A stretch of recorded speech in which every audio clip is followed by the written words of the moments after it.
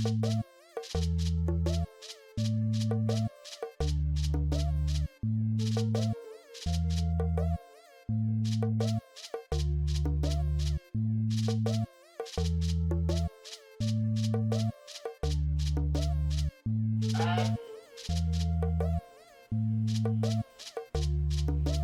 et messieurs, bonjour. C'est un réel plaisir de vous savoir nombreux sur l'antenne de Kemet TV au cœur même de la Renaissance africaine. Bien sûr, bienvenue dans Oudjat, l'émission de la pensée révolutionnaire. Nous explorons aujourd'hui les vérités spirituelles, philosophiques et bien sûr existentielles à la lumière de la sagesse africaine et surtout ancestrale. Nous abordons une question universelle, intime et surtout redoutée. Doit-on avoir peur de la mort? Doit-on avoir peur de la mort? Comment comprendre cet extrait du papyrus Hébert? Je m'en vais vous lire cet extrait. La vie est un passage, la mort est un retour. Une citation qui met en évidence l'idée que la mort n'est pas la fin, mais plutôt un nouveau départ, un passage vers une autre dimension. Ce thème est donc particulièrement pertinent car il offre une perspective différente que celle que l'on retrouve dans de nombreuses cultures où la mort est souvent associée à la peur et l'angoisse. Dans un instant, Frère Todd nous en dira un peu plus et surtout davantage. Otep, frère. Otep Kaliam Mahat Umba. Otep à toutes les sœurs et à tous les frères de combat pour la Renaissance africaine. Mama kon min besse, mina metan, mina bon yut, mina mis, mina si. Bonjour. Bienvenue une fois de plus sur cette très belle chaîne de Kemet TV. Bien sûr, au cœur de la Renaissance africaine, vous êtes, vous qui prenez l'antenne à l'instant, vous êtes sur l'émission Oudjat, l'émission de la pensée révolutionnaire. Le thème qui vous est proposé en ce jour, doit-on avoir peur de la mort? Frère Todd, nous allons commencer comme à l'accoutumée par les définitions. Alors, définissons tout d'abord les termes clés, à savoir peur et mort. Qu'est-ce que la peur? La peur est une émotion d'ordre psychologique, donc ça relève de la psychologie, une émotion due à l'instabilité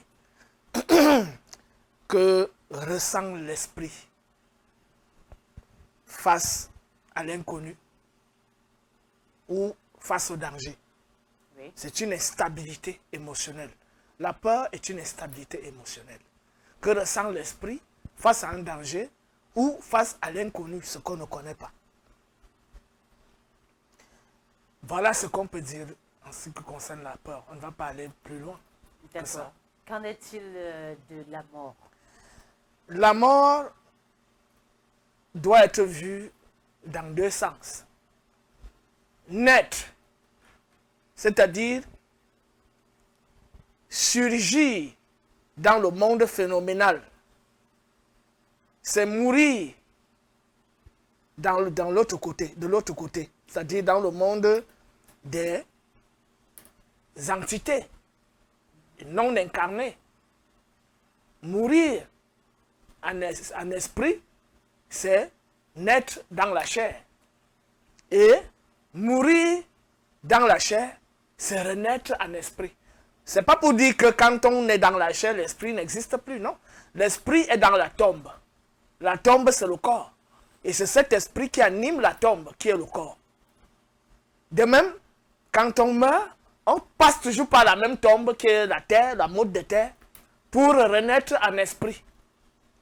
Voilà donc ce qu'on peut expliquer. La mort n'est donc qu'un passage, soit du monde spirituel vers le monde matériel, soit du monde matériel vers le monde spirituel. Otep. Alors, on va poursuivre, bien sûr, après Frère Todd pour résumer en quelques mots les deux définitions qui vous ont été présentées tout à l'heure, à savoir la peur et la mort. Qu'en est-il de la peur? La peur, c'est une émotion provoquée par un danger réel ou imaginaire. Ici, face à l'inconnu, qu'est la mort. Et bien sûr, la mort, qu'est-ce que c'est? C'est la fin apparente de la vie physique, souvent perçue comme une séparation définitive de l'être avec le monde terrestre. Dans une vision un peu plus élevée, la mort n'est pas une fin, mais une transformation, un passage vers un autre état de conscience. C'est pourquoi je vais reprendre les propos de frère Todd qui disait dans l'une des émissions, que ce soit ici même à Kemet TV, que ce soit dans une autre chaîne de la place ou la chaîne YouTube, notre chaîne YouTube, bien sûr, il disait tantôt, la mort n'est pas à craindre car elle n'est qu'un voyage vers la vérité de l'être, ou encore il ne meurt point celui qui sait, il se transforme. Et maintenant, check en ta job de renchérir, bien sûr d'ajouter en plus sur ce que frère Todd a dit. Le savoir est la seule véritable arme contre la peur, y compris celle de la mort. Nous allons poursuivre bien sûr, frère Todd, avec notre question relative à ce thème central qui vous a été proposé. Pour ceux qui prennent l'antenne à l'instant, sachez que vous êtes sur l'émission Oujad, l'émission de la pensée révolutionnaire. Frère Todd, qu'est-ce que le sens de l'existence? Le sens de l'existence, c'est la trajectoire consciente ou inconsciente de notre être au monde. Oui. La question qui se pose à la suite du sens de l'existence, pourquoi j'existe? J'existe en vue de quoi? En vue de quelle mission? Je suis venu au monde pour venir faire quoi? Je sors d'où? Je suis qui? Et je vais où? Donc, quand on se pose ces questions, je sors d'où? Je viens d'où? Je suis qui? Et je vais où? Quelle est la mission qui m'a été assignée en cette existence spécifique? Alors, ces questions ou ce questionnement rentrent entièrement dans la préoccupation sur la question du sens de l'existence. Chaque chose qui existe pour une mission, existe pour un rôle dans la nature, pour une fonction spécifique dans la nature. Voilà ce que nous entendons par sens de l'existence. La place de la mort dans l'existence est une place mystérieuse, en même temps indicatrice. J'entends par mystérieuse parce que, de prime abord, les gens redoutent la mort. Oui. Et ils redoutent la mort pour des raisons que je vais énumérer postérieurement. Tout à fait. La mort est comme ce qui nous est mis en face, ce qui est mis en face de nous. Parce que comme je l'ai dit, venir au monde pour exister en chair, c'est mourir là-bas. Et quitter la chair, c'est mourir ici, parmi ceux qui ont la chair. Donc quand nous naissons, on nous pleure de l'autre côté. Parce que nous entrons dans l'univers de la souffrance. Pourquoi? Manger, c'est souffrir. Parce qu'à un certain moment, manger les mâchoires commence à faire mal. Pilonner même, ce qui donne l'impression, ce qui donne le plus grand goût de tous les goûts dans la chair, c'est le pilonnage. Je ne sais pas s'il y a quelque chose qui est au-dessus de ça sur Terre. Ceux qui ont goûté, j'ai dit, le vrai pilonnage par les voies normales. Oui. C'est vrai que les septièmes, les satanistes, ils vont aussi te dire qu'ils éprouvent le pilonnage par l'arrière du temple, où le roi vient visiter sa biche. Tu te souviens de ça? Le roi qui vient visiter sa biche. Voilà, et il se rassure que sa biche est abaissée jusqu'au sol. Donc, nous, on n'est pas dans ce type de pilonnage. On est dans le pilonnage qui produit les fruits, oui, la procréation et tout ça. Donc, nous disons même le pilonnage, c'est un travail. La preuve, quand ça se passe, les gens transpirent. Après le plaisir, parfois il y a des douleurs aussi. Oui. Se coucher même pour dormir, c'est le travail. Parce que toute la nuit, tu es obligé de te retourner parce que le côté, c'est déjà mort. Tu te retournes pour te coucher sur l'autre côté. Quand tu te couches, 30 minutes, 1 heure, tu te retournes encore parce que c'est déjà mort là. Donc le corps fait mal, même quand tu dors. Marcher, c'est le travail. Penser, c'est le travail. Je ne veux pas leur dire maintenant exercer des travaux physiques tels que défricher, porter des poids lourds, Même la conduite des véhicules, c'est travailler. Venir même au monde quand l'enfant naît. Naît, c'est le Il travail. faut d'abord pleurer. Voilà. Donc si tu ne fais pas sortir ce souffle-là. Voilà. Voilà. Donc, tout ce qui est lié au biologique relève du travail. Oui. Donc, quand les gens entrent dans la dimension physique, les gens qui sont de l'autre côté nous pleurent. Ils disent que mais tu pars encore dans le monde de la souffrance là. Ils disent que mais bon, moi je suis là pour une mission. Et il y a donc plusieurs missions. Oui. Il y a certains qui naissent pour faire évoluer les consciences. Je pense que sans nul doute, je fais partie de ce noble travail. Et c'est le travail le plus élevé. Faire évoluer les consciences. De tous les travaux qu'on puisse faire sur Terre, le travail le plus élevé, c'est faire évoluer les consciences. Il y a d'autres travaux. Pratiquer l'agriculture pour se nourrir. Pratiquer aussi l'agriculture pour nourrir tout le monde. Voilà. Mais le fait est que celui qui pratique l'agriculture pour nourrir tout le monde ne permet pas à tout le monde de connaître la pratique de l'agriculture. Donc toi, tu produis seulement en masse et tu pars vendre. Les autres ne font que consommer. Donc tu ne les aides pas beaucoup. C'est pour ça que la meilleure manière d'aider quelqu'un, c'est de lui apprendre en pratique ce que tu fais. Ça fait que quand tu n'es plus là, la personne est capable de reproduire la même chose pour pouvoir assouvir ses besoins quotidiens. Donc la seule dimension de consumérisme, c'est-à-dire la société de consommation, ne sert pas les intérêts des individus.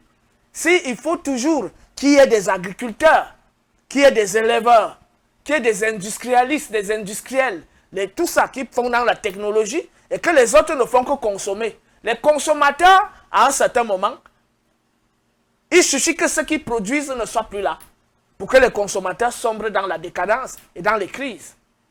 Donc, il est aussi important d'enseigner à chacun une pratique qui peut lui permettre de pouvoir se gérer, s'auto-gérer. Donc, ça revient toujours à ce que je suis en train de dire. Permettre aux consciences de vivre les expériences. Permettre aux consciences de voir au-delà de ce qui est présenté. Permettre aux consciences de contempler les choses supérieures, de se lever aux préoccupations supérieures qui débordent la simple logique du ventre et du pilonnage et de l'habillement, de l'édification des immeubles, de l'achat des véhicules et des voyages. Hein, aller à Pékin, aller à Montréal, aller à Londres, aller à Paris, aller à New York ou à Washington, aller à Moscou et tout ça. Ou aller voler au-dessus de l'océan Pacifique. Oui, et puis tout ça, après tout ça, il y a quoi après? Rien du tout. Tu vas juste dire que tu as vu les immeubles, tu as vu les édifices, tu as vu les blancs, tu as vu les noirs, les indiens. Bon, après avoir vu tout ça, ta conscience a évolué en quoi? Rien du tout. Qu'est-ce qui fait évoluer la conscience?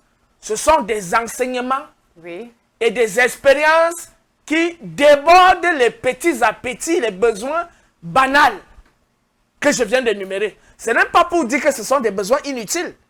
Mais même la plante se nourrit, non? Bien sûr. Oui, mais qu'est-ce qui fait en sorte que tu puisses dire que ta conscience est supérieure à la plante, à celle de la plante ou à celle du lion ou à celle du chien? Hein? Ta conscience doit être supérieure à ce que je viens d'énumérer parce que tu es capable de comprendre les choses que les autres existants là ne comprennent pas. Mais le grand drame aujourd'hui, c'est que les animaux même se retrouvent à être plus instruits que nous. Je dis les autres animaux, puisque nous-mêmes nous sommes les animaux. Tout à fait. Voilà. Puisque les animaux respectent les limites. Tu ne vas jamais voir un lion manger un lion. Tu ne vas jamais voir un léopard ou une panthère manger un léopard ou une panthère. Tu ne vas jamais voir un tigre manger un tigre, une tigresse, ni ses petits. Mais chez les humains, les hommes mangent les hommes. Les hommes abusent des hommes par des pratiques d'homosexualité, par des rites sataniques de pratiques d'homosexualité, de consommation du sang humain, de mendication de la chair humaine et des sacrifices humains. Ça dit que l'ordre de la transgression atteint son paroxysme avec la nature humaine. Donc les autres existants, les minéraux, les végétaux et les animaux, n'arrive pas jusqu'à ce niveau de transgression.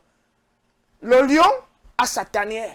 Oui. Et jamais les autres animaux ne viendront empiéter à cette circonscription qui appartient au lion. Là où il y a les éléphants, le lion ne peut pas aller s'amuser là-bas, sinon il va se faire piétiner. Donc, l'ordre de la nature fixe déjà ses propres limites. Il n'y a que l'homme qui va jusqu'à la transgression. Destruction des forêts, pollution de l'atmosphère à travers l'émission de gaz à effet de serre, pollution des eaux à travers les matières plastiques, les matières des hydrocarbures. Quand les tanks coulent dans les mers, ça pollue les eaux. Polluer même les eaux avec les excréments. Tu ne vas jamais voir un chien aller déféquer sur l'eau. Aucun animal ne défèque sur l'eau, les animaux défèquent sur la terre. Il n'y a que l'idiot, le plus idiot de tous les animaux qu'on appelle l'homme, qui va jusqu'à aller déféquer sur l'eau. Donc, on voit là un niveau de bassesse mentale et spirituelle qui fait qu'à un certain moment, l'homme est au bas de l'échelle en ce qui concerne les autres animaux. Maintenant, l'homme donc qui commence à remonter l'échelle, c'est celui qui devient un homme de valeur. Et cet homme de valeur, une fois, il atteint la compréhension des principes et des lois qui gouvernent l'univers, est donc capable de permettre aux autres hommes d'évoluer consciemment et d'atteindre le niveau de conscience qui leur permettrait de devenir au moins des hommes et des femmes de valeur. Et je pense que Mahatongba participe à l'élévation de conscience en prenant cette émission Oujat comme celle qui arbitre cette émission en tant que technicienne dans la communication et le journalisme. Donc, la place de la mort permet à tout existant de connaître ses limites. Oui. Parce que la mort amène tout ce qui existe à s'interroger sur le pourquoi de son être au monde. Si j'existe pour mourir, à quoi sert d'exister? Hein? À quoi ça sert d'exister? Mais moi, j'aurais aimé, parce que les gens aiment les plaisirs de la chair, même comme j'ai dit que c'est le travail. Ce sont des plaisirs douloureux. C'est-à-dire c'est mélangé avec le plaisir et la douleur en même temps. Et donc, tu vois, comme l'âme ou l'esprit descend, baisse de vibration, et se cristallise et s'incarne, cet esprit éprouve une expérience particulière. Parce qu'il faut manger, il faut boire, sentir les odeurs, pilonner, toucher, palper. Hein? Voilà. Quand la femme sent la chaleur du pilon, elle a envie de toucher ce pilon pour voir si c'est un vrai bâton qui est raide. Quand l'homme perçoit la finesse de la beauté féminine, il aimerait toucher ce corps, contempler ses yeux, plonger dans ce regard et fusionner avec ce corps. Donc, cette expérience de sentir le bon goût par la langue, Oui. sentir des bonnes odeurs, sentir des bonnes sonorités, ça donne du plaisir à l'âme ou à l'esprit. Parce que moi, je ne distingue pas l'âme de l'esprit. Parce que ces deux mots en latin signifient la même chose. L'esprit, c'est anima, ce qui est animé, ce qui bouge. L'âme, c'est spiritus, ce qui souffle, c'est-à-dire toujours ce qui bouge. C'est en grec que la distinction peut devenir plus claire. Parce que les Grecs ont, les Romains ont carne, la chair. Oui. Ils ont anima et ils ont spiritus. Donc, spiritus et anima, c'est la même chose en fait. Ce sont les chrétiens qui ont voulu différencier ça pour dire que non, l'esprit, c'est ce qui est supérieur, l'âme est l'intermédiaire entre l'esprit et le corps. C'est faux. Parce que le radical latin entre l'âme et l'esprit, c'est le même. Ce qui bouge. Terminé. Quand on dit ce qui bouge, ça ne veut rien dire. Hein? Voilà. Quand on entre en grec, on a soma, le corps. Oui. En grec, on a psyché. C'est de ce psyché que l'expression psyché, la psyché, psychologie, c'est-à-dire tout ce qui relève des émotions, des perceptions. Hein? C'est ça psyché chez les Grecs. C'est donc ça qu'on qualifie comme intermédiaire entre le corps et l'autre dimension que je vais énumérer maintenant. Ensuite, ils ont, donc comme j'ai dit, soma, Oui. ils ont psyché, ils ont pneuma. Pneuma, c'est la respiration, ce qui permet de respirer. La pneumatologie, donc l'étude de la respiration. Donc ils ont soma, ils ont pneuma, ils ont psuke. Hein? Maintenant, ils ont d'autres expressions qui peuvent qualifier l'esprit. Ils ont pronoia, la lumière pure. Pronoia, la lumière pure. Ils ont épistème, la dimension intellective, réflexive, tout ce qui fait les opérations intellectuelles, la pensée. Ils ont donc soit épistème, soit logos. Épistème, c'est au niveau de la quête, l'heuristique. Mais logos, c'est la dimension humaine qui fait des opérations d'ordre intellectuel et spirituel. Donc, chez les Grecs, c'est la dimension la plus élevée. Et les gens disent souvent que logos, c'est la parole. Non, logos n'est pas que la parole. Quand on dit legein, c'est montrer, dire, montrer. Legein, dire, montrer. Et on est dans l'union entre le son et la lumière, c'est-à-dire l'union entre la pensée et la parole. Donc, quand on atteint ce niveau, on atteint la dimension supérieure de la nature des existants. On a donc soma, on a pneuma, on a psuke, on a ensuite logos ou pronoia, la lumière pure. Voilà. Donc, les Grecs ont 4 instances. Chez les Noirs, chez nous, les Kamites, on en a 9. Donc, nous, on va plus loin que les Grecs. Tu vois? On a 4, le corps, tel qu'on le voit. On a Kaibit, la dimension éthérique. Quand quelqu'un meurt et qu'on continue de le voir dans le village, partout, c'est son corps éthérique qu'on voit. Mais son corps à la mort, c'est sa nature éthérique qui garde la forme du corps apparent, qu'on continue de voir. Les enfants appellent ça fantôme. Oui, chez nous, on appelle ça cône. Voilà. Cône, chez nous, les bêtis. Ongba et moi, nous sommes tous les bêtis. On dit cône chez nous. Cône. Voilà. C'est ça le kaibit. C'est-à-dire la nature éthérique.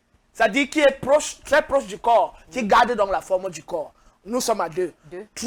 Troisième élément, c'est le saou, la dimension astrale. C'est-à-dire que quand on dort, c'est le nous qu'on voit là, dans le rêve là, c'est ça le saou, la dimension astrale. Ensuite, il y a le ka, la force vitale. Ensuite, il y a le ba, la nature intellective, c'est-à-dire la pensée. Ensuite, il y a ib, la dimension émotionnelle. Ensuite, il y a sekem, c'est-à-dire ce que les autres appellent l'instinct. C'est-à-dire ce qui nous permet d'avoir une nature créatrice. Ce qui peut nous permettre de créer et en même temps ce qui peut nous permettre de nous défendre quand on est en danger. C'est ça qu'on appelle sekem. La nature en nous qui nous protège, l'instinct de survie. Ça renvoie aussi à ce qu'on dit, on appelle souvent l'intuition ou le sixième sens. Voilà. Oui. Et pour se défendre aussi. Et aussi, c'est la dimension créatrice en nous. Ce qui nous permet d'innover, d'apporter du nouveau, d'apporter de notre génie. C'est ça, c'est 7e dimension. Oui. 8e dimension, nous avons le règne, c'est-à-dire le nom que nous portons. C'est ce nom qui donne le sens à notre existence. Le nom qu'on donne à un enfant conditionne sa manière d'être. Quand on dit abonné, c'est pour ça que depuis que je suis né, je suis toujours quelqu'un qui innove, qui montre la direction. Voilà.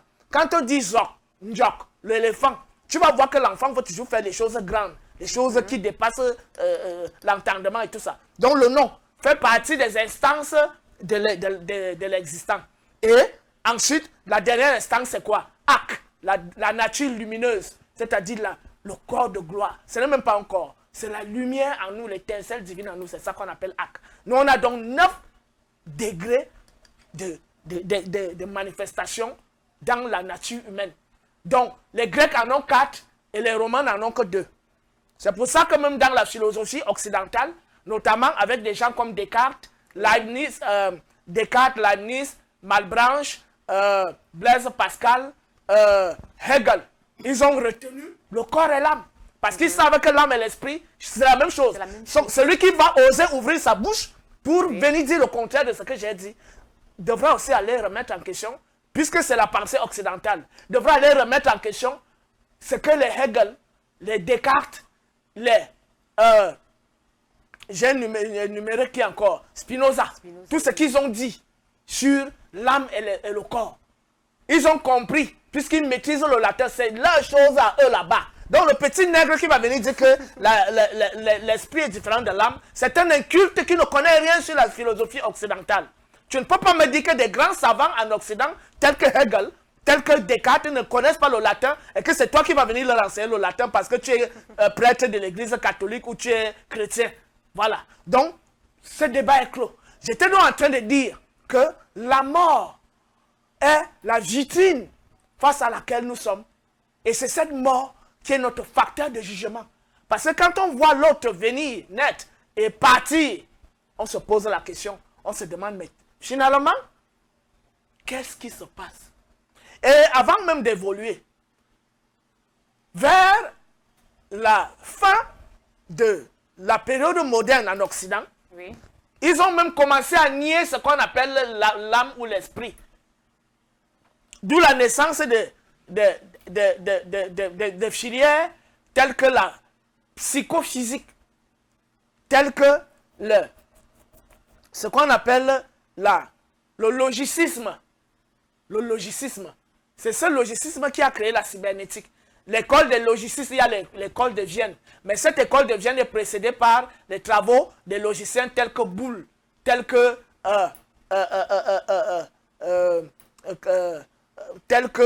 que sais-je, ces auteurs, ça fait longtemps que je ne les ai pas exploités. Il y a les gens comme le Bertrand Russell, il y a les Boole, il y a les Frege, il y a plus tard, donc l'école de Vienne avec les Carnap, les Wittgenstein, les gens, ils sont nombreux. Donc pour dire que tout doit être déduit de ce que le réel dit. Et que le monde métaphysique, par exemple, c'est Nietzsche qui commence ce débat. Il dit que les arrière-mondes n'existent pas. Le seul monde réel, c'est le monde qu'on touche, le monde qu'on sent. C'est ça. Voilà, que la métaphysique est une illusion. Donc après, à la suite de Nietzsche, donc, on a des logiciens qui commencent à naître et qui disent que tous les énoncés logiques d'ordre psychologique sont des énoncés fictifs et que les vrais énoncés doivent tirer leur nature de ce qui existe. Voilà. Et donc, on est entré donc dans l'école qu'on appelle le logicisme. C'est cette école qui a engendré la cybernétique. Et plus tard, l'ordinateur, tel que nous voyons aujourd'hui. Les opérations qui sont capables, l'ensemble d'opérations qui sont capables d'être répétées et produire les logiciels et plus tard maintenant des réalisations dans le domaine de la computation. Et cela a engendré une école philosophique à côté qu'on a appelée les sciences cognitives. Dans ces sciences cognitives, nous avons imbriqué plusieurs domaines. Il y a la biologie qui intervient. Il y a, donc dans cette biologie, on a la neurologie, l'étude du système nerveux. Il y a la réflexiologie, l'étude des réflexes. Il y a, bref, les neurosciences. Ça relève de la biologie. On a l'anatomie, il y a la physiologie. Et donc, maintenant, en plus de ça, il y a les sciences du langage qui entrent toujours dans les sciences cognitives. Il y a l'ethnologie, il y a l'anthropologie qui entre dans les sciences du langage. Et donc, il y a la computation, c'est-à-dire l'expérimentation du cerveau où on dessine des choses, on dit reconnaissance, est-ce que tu reconnais telle figure? Ou ce qu'on appelle plus vulgairement l'illusion optique. C'est-à-dire tu vois une figure, tu crois que c'est ça, alors qu'en réalité c'est autre chose qui est cachée derrière. Donc, il y a toutes ces écoles qui se sont mises ensemble pour donc produire ce qu'on appelle les sciences cognitives et les neurosciences. Maintenant, certains sont allés plus loin en montrant qu'il y a une légère différence. Mais avant de parler de ça, oui, les gens ont voulu réduire, quand ils ont commencé à nier l'esprit. Ils ont dit que ce que nous on appelle l'esprit, en réalité, c'est l'ensemble des opérations que le système nerveux réalise à travers le système neuronal et à travers l'expérience des stimulus et réactions. C'est-à-dire, si on prend le marteau, on te frappe au genou, tu vas tendre le pied. Oui, oui. Voilà. Si tu vois une belle couleur, tu seras excité pour aller... voilà. Donc, c'est le corps et les opérations. C'est le corps qui donne les opérations au système nerveux et le système nerveux donne des réponses. Donc, il y a donc une union entre le système nerveux et le monde environnant. C'est ça qu'ils ont appelé donc la psychophysique. Donc, ils ont dit que l'esprit n'existe pas. Et que les histoires de l'âme de l'immortalité, de tout ça, que ce sont des illusions. Voilà. Voilà donc jusqu'à là où les neurosciences et les sciences cognitives nous ont amenés. Et ce sont les mêmes thèses que ce qu'on appelle les postmodernes, les philosophes postmodernes ont récupéré, tels que Jacques Derrida, l'autre là, Jacques Derrida, Gilles Deleuze, il y a un autre là même qui dépendait, même, c'est lui-même qui est le précurseur de LGBT. Voilà. Je ne sais pas, son nom va me revenir là. Oui, certainement. Voilà. Donc, ces gens récupèrent dans les thèses de la psychologie avec les thèses freudiennes de la libido. Hein, pour parfois on te parle du sexe anal, machin, des choses comme ça, l'étape anale. Ils prennent donc maintenant, ils transforment ça pour dire que l'oralité, l'analité, et que c'est là-bas que la vraie information doit circuler. Par l'anal, par l'oralité, par le visuel, par l'odorat, par le goûter, etc., etc. Donc, stade anal, stade phallique, stade machin. Il nous parle de ces histoires-là. Michel Foucault, le nom là est revenu. Donc, ces gars ont commencé donc à dire que, puisque l'esprit ou l'âme n'existe pas, parce qu'à l'époque de Descartes, de Leibniz, de Malebranche, de Blaise Pascal, et de... Il faut même préciser que ces affaires-là commencent même déjà avec l'école anglo-saxonne, avec les David Bacon, avec les... il y a un autre là, le philosophe anglais là, celui qui parlait plus de la sensibilité là, son nom va me revenir. Donc, le matérialisme anglo-saxon, c'est ça qui a engendré, plus tard avec les thèses nietzschéennes, c'est ça qui a engendré la négation de l'esprit, que l'esprit n'existe pas. Maintenant, à un certain moment, les recherches poussées ont montré qu'il y a une différence entre ce qu'on appelle la psychophysique et les opérations de l'esprit. C'est là où on a commencé donc à faire des expériences de mort imminente, où quelqu'un dit qu'il est mort, déclaré cliniquement mort, mais on sent des vibrations. Il y a maintenant des appareils qui sont capables de mesurer ces vibrations. On va comprendre donc que ce n'est pas un problème de système nerveux et tout ça. Donc, tu vois qu'eux-mêmes, ils se fourvoient et ils se rattrapent après. Donc, en fait, c'est un peuple immature. C'est le chiffre de 7. Parce que c'est 7 qui incarne l'immaturité, avec la conscience chaotique. Donc, c'est en ce moment qu'ils ont donc commencé à dire que, mais, tiens, les anciens qui parlaient de la vie après la mort n'avaient pas tort. Si on est déjà capable de sentir, d'avoir des appareils qui peuvent capter des vibrations et tout ça, et quelqu'un peut mourir et il revient nous dire qu'il était dans un coin et tout ça, et on part là-bas, on vérifie. Ça veut dire que quand même, quelque part, il y a une part de vérité. Une part de vérité. Donc finalement, on revient donc en disant, après avoir balayé toute cette pseudo-thèse, parce qu'on veut montrer comment on est parti de la richesse et de la complexité de la connaissance de la nature des existants chez nous les Africains, depuis l'Empire nubo-égyptien, avec les 9 instances d'existence chez nous. On est arrivé, on a chuté, chez les Grecs on est arrivé à 4, et on chute encore en Occident, on arrive à 2, pour chuter maintenant plus tard pour dire qu'il n'y a que la chair qui existe. Et de là maintenant, avec les thèses que je viens d'énumérer, les thèses des logicistes, des psychophysiciens, des cognitivistes, et des postmodernes, tels que Gilles Deleuze, Michel Foucault et Jacques Derrida, ils ont donc commencé à dire, il faut vivre chaque jour comme si c'était ton dernier jour. Parce qu'après la mort, il n'y a plus rien. Il faut même ajouter quelque chose en amont, la Bible. Voilà. La Bible dit, tu es poussière et tu retourneras poussière. Ça veut dire qu'il n'y a rien après. C'est dans le christianisme, comme ils ont découvert les mystères de l'Égypte, qu'ils ont commencé à faire les attrapes-ligos pour dire que Jésus est mort et il est ressuscité. Mais même jusque-là, même jusque-là, ils sont toujours pris dans leur propre piège. C'est une société immature, les sémites et les occidentaux. Ils sont pris dans le piège comment? Parce qu'ils disent que Jésus est mort et il est ressuscité avec son corps. Et il est monté au ciel avec son corps. C'est pour ça qu'on peut te dire qu'il avait dit à ses disciples, venez toucher mes mains. Vous sentez les trous. Et il est allé manger avec eux. Et donc il est monté au ciel avec le corps. Les gars là n'aiment pas l'esprit.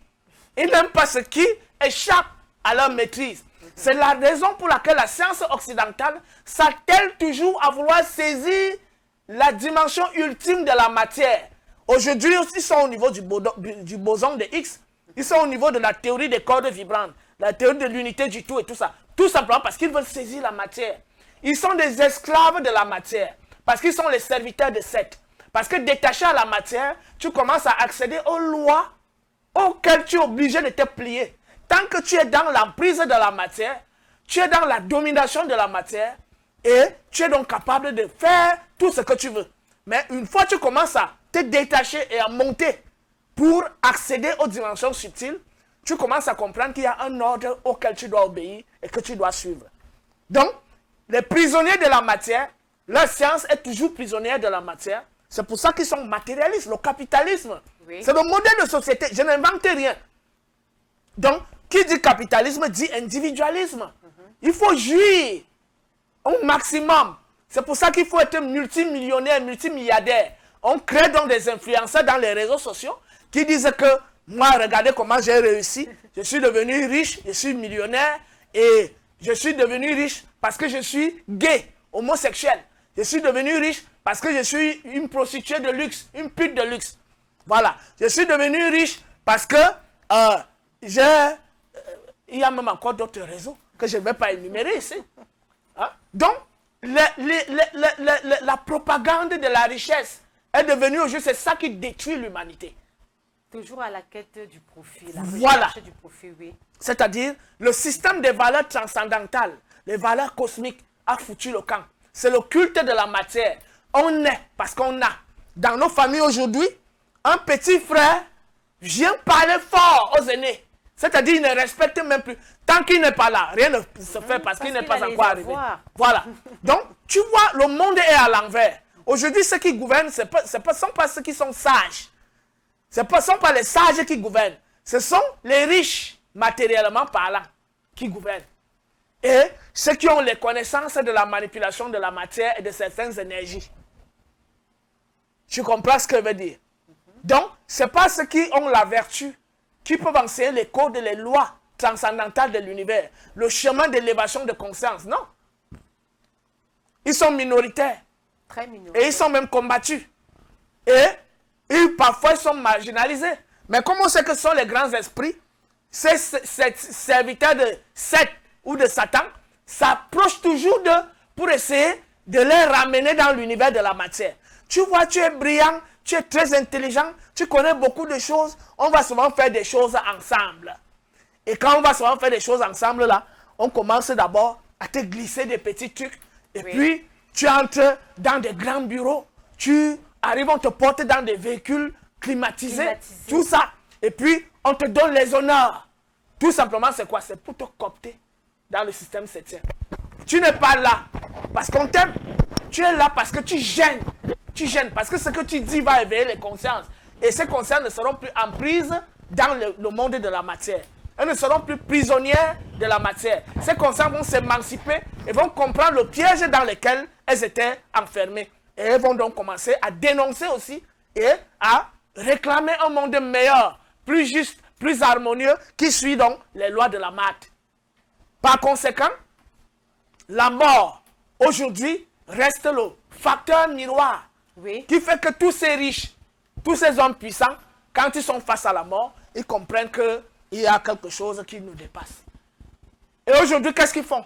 Ils disent maintenant qu'à travers la biologie moléculaire, l'évolution de la biologie, de la biochimie et de la génétique, on va donc maintenant prolonger des vies via les greffes d'organes et tout ça. Que maintenant les gens vont vivre 300 ans, 500 ans, ils vont devenir maintenant. Tout simplement parce que ces gars n'aiment pas la vie de l'esprit, ils aiment la vie de la matière. Donc ils se battent pour se cramponner à la matière par tous les moyens. Ils arrivent à fabriquer même les clones. Voilà. Voilà. Qui se retrouvent sans identité, voilà. sans parents, sans voilà. source. Donc c'est une société qui ne connaît pas l'esprit. Vous voyez donc, comprenez donc qu'on a chuté des 9 instances des existants vers 4. On chute de 4 à 2 et on chute de 2 à 1. On dit maintenant que c'est la matière qui est la vraie réalité. Donc, c'est la réalité dans laquelle nous vivons actuellement.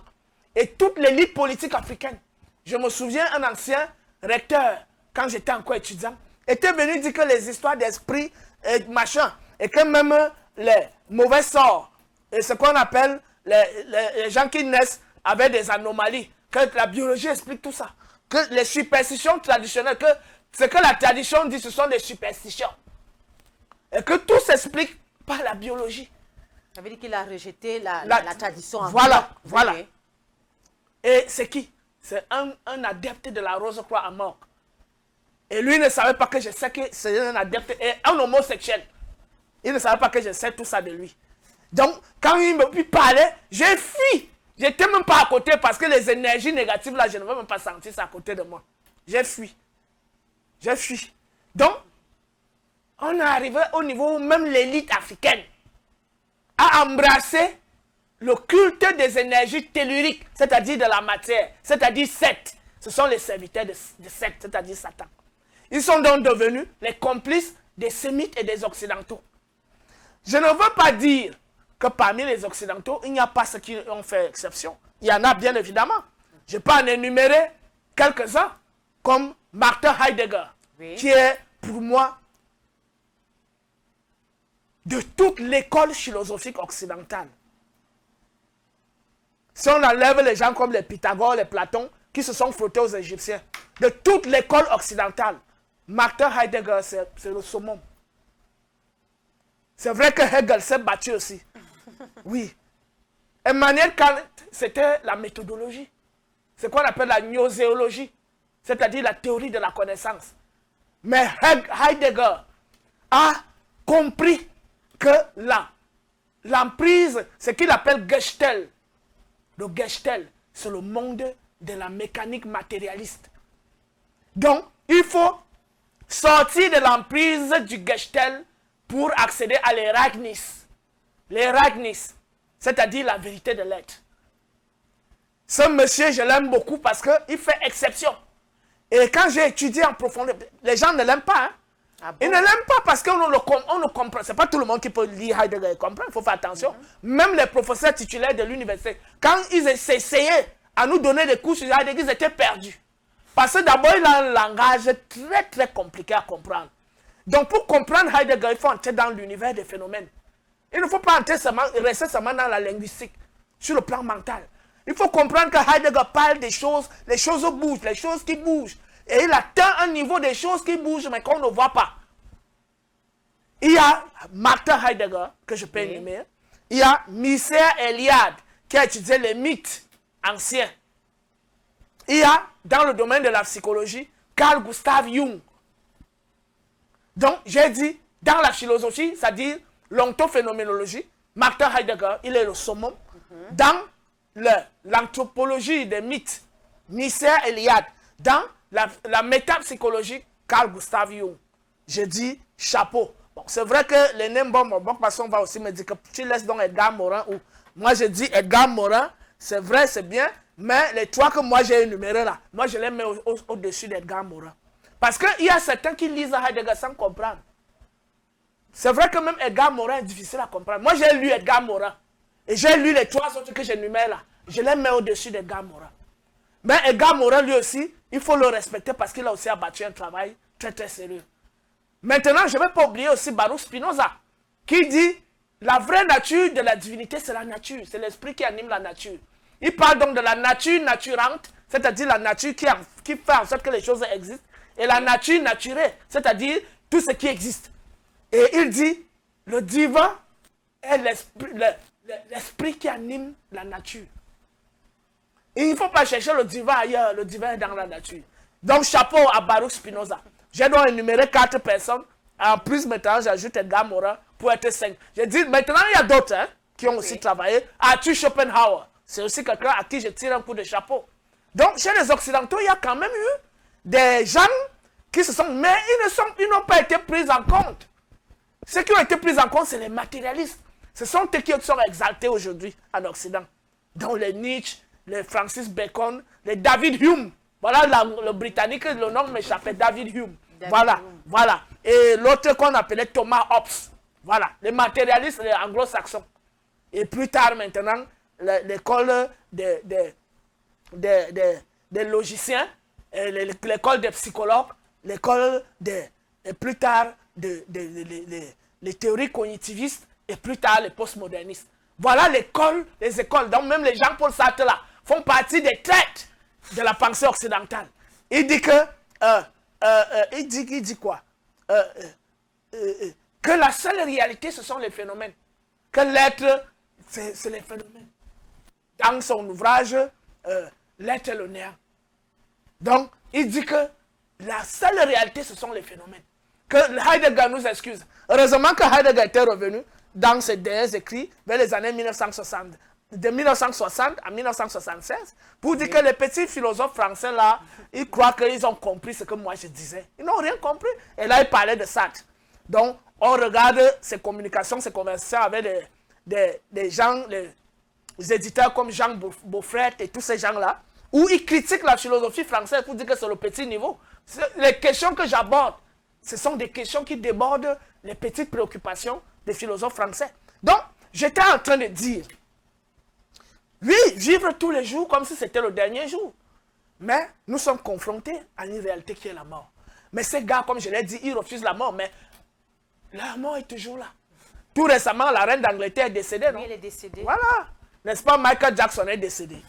Hein? Voilà. Donc on voit que la mort, là, ils ne peuvent pas fuir la mort. La reine d'Angleterre est même décédée, même à quel âge? Moi, j'ai ma tante qui a... Très âgée. Non, elle était très âgée. 82, je crois, 13 ans. Ma tante a 94 ans cette année, la grande sœur de mon papa. Elle marche debout. Et elle raisonne. Tu t'assois avec elle comme ça. Elle te dit tout. Elle te... Ok, tu parles de quoi? Oh, chez eux, ils arrivent au niveau, ils sont amnésiques. On a vu Biden. Biden ne se rappelle même. Il avait à peine 80 ans, il ne se rappelait même plus de rien. C'est à cause des pratiques sataniques qu'ils subissent. Bon, heureusement que Donald Trump relève quand même le défi. Parce que quand on voit Trump marcher, il a 80 ans, il est bien. Mais il n'a que 80 ans. J'aimerais qu'il atteigne aussi 94 ans comme ma tante et qu'il continue de marcher debout. Là, je vais aussi dire chapeau Donald Trump. On a eu une maman initiée du Movungu, qui était l'initiatrice de la défunte Nangonjoy, dont on a célébré le départ il y a quelques jours, oui, ici à Kemet TV et à Teoti Sekem. Celle qui les avait initiés a vécu à l'époque de Oumniobe, Ruben Oumniobe. Et elle a initié les Oumniobe. Cette maman, il y a de cela 4 ou 5 ans, elle est morte à 128 ans. Ici en Afrique, elle ne vivait pas dans le luxe occidental où on dit qu'il faut vivre dans le luxe pour vivre longtemps. Elle vivait au village, 128 ans. Et j'ai connu chez les Baka à l'Est un papa qui s'appelle Meneu, qui existe encore à l'époque, il avait 116 ans. Il vit encore aujourd'hui. Moi, je l'ai connu en 2019, donc ça fait, il a déjà plus de 120 ans. C'est la maman, la vieille que j'avais vue, Gayanga, qui était à 118 ans. 2 ans plus tard, elle est morte à 120 ans. Donc, on a les gens qui vivent longtemps ici, qui raisonnent bien, puisque la maman Gayanga, là, nous avait amenés dans la forêt, nous a fait les rituels. Voilà, donc elle marchait. Voilà, donc il faut que les gens arrêtent ça. La mort est donc le miroir qui nous amène à remettre en question notre prétention à être ceci, à être cela, à être ceci, à être cela. Je peux m'arrêter là pour l'instant. Merci frère Tork de nous avoir enseigné et surtout élucidé sur la place même de la mort dans l'existence. On va poursuivre cette fois-ci, on va prendre bien sûr le pan de la crainte de la mort. Alors je m'avais te poser cette question, quelle est la place de la mort dans la crainte de ce qui nous réunit en ce jour, c'est-à-dire la mort? Pourquoi la crainte de la mort? Oui. C'est la question la plus simple. Pourquoi les gens ont peur de la mort? Mais les gens ont peur de la mort tout simplement parce qu'ils sont des ignorants.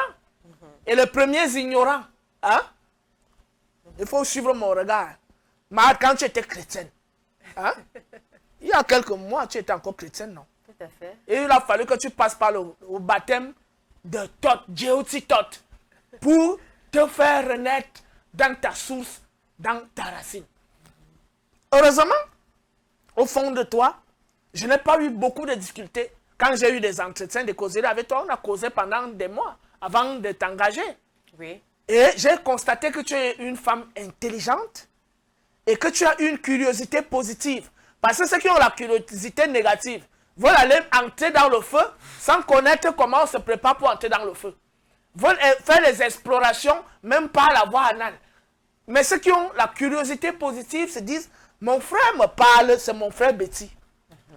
Bon, même si c'était même un Bamileke, bon, même si c'était un Congolais, c'est mon frère noir, africain. Il me parle de la tradition. J'ai une langue, la langue de mes parents. J'ai une origine, une lignée. Hein? Est-ce que mes aïeux n'avaient pas une sagesse? Est-ce que mes aïeux ne connaissaient pas Dieu? Quand je rentre dans ma langue, je trouve qu'effectivement, dans ma langue, il y a le nom de Dieu. Mais comment, ce qui est arrivé là, même, ça même fait comment pour nous envoûter jusqu'à ce niveau-là? Tu vois? Voilà. Donc, à un certain moment, toi-même, tu as commencé à dire que non, mon frère, il n'est pas bête. Quand ce qu'il me dit là, je vais m'intéresser à ça. Je vais faire l'expérience. Voilà. Et donc, quelques mois après, Mahad me disait tout à l'heure, Mahad, tu peux reprendre ce que tu venais de dire là, avant qu'on ne commence l'émission. Non, je préfère garder ça pour nous.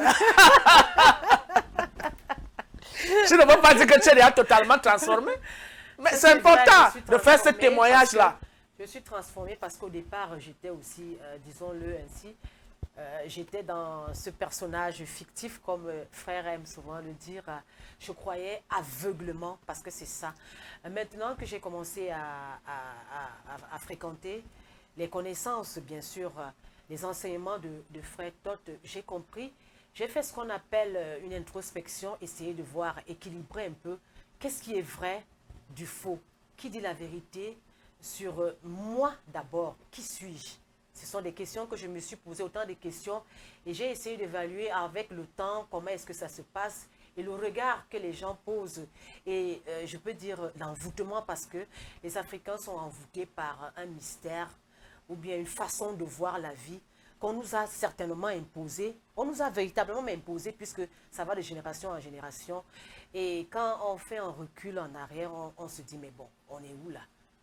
Si déjà mon aïeux, mon ancêtre a eu à penser, il a eu à faire ci, il a eu à faire ça, ça veut dire qu'il avait la connaissance même, l'essence même de la nature, de ce qu'on vit au jour le jour, de nos sociétés, de nos avoirs, de comment faire, comment comprendre quand on est face à une situation. Je me suis retournée, je me suis dit, bon, voilà, je crois qu'il est temps.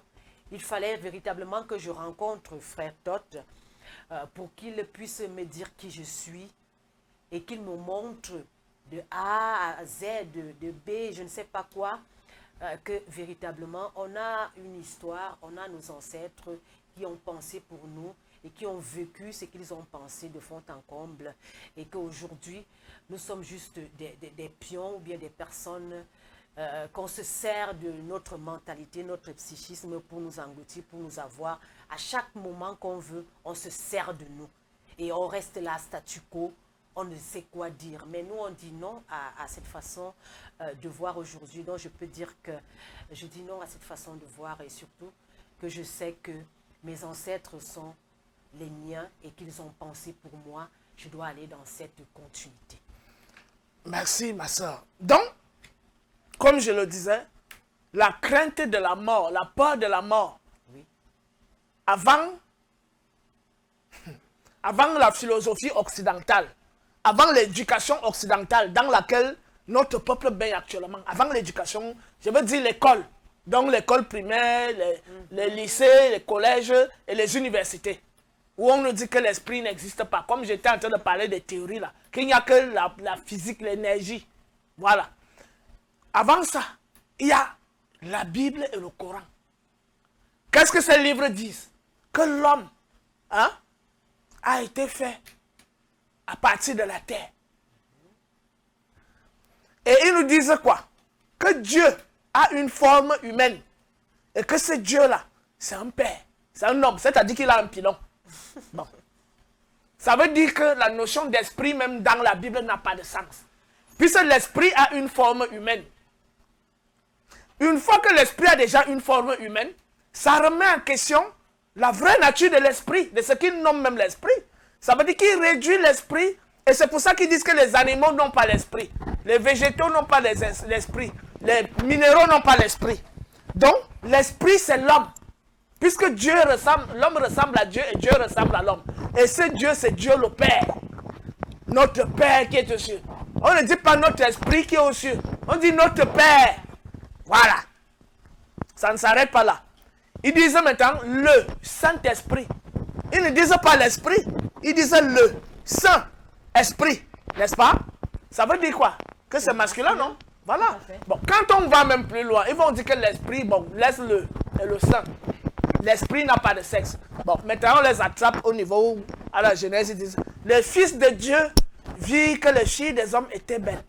Et ils descendirent pour avoir des relations avec elles. Et des relations sexuelles. Et de ces relations naquirent des génies. Voilà. On dit les fils de Dieu, non? Pourquoi on ne dit pas les esprits divins? On dit, quand on dit fils, c'est quoi? C'est masculin ou féminin? C'est masculin. Voilà. Donc, ça veut dire que le Saint-Esprit est masculin.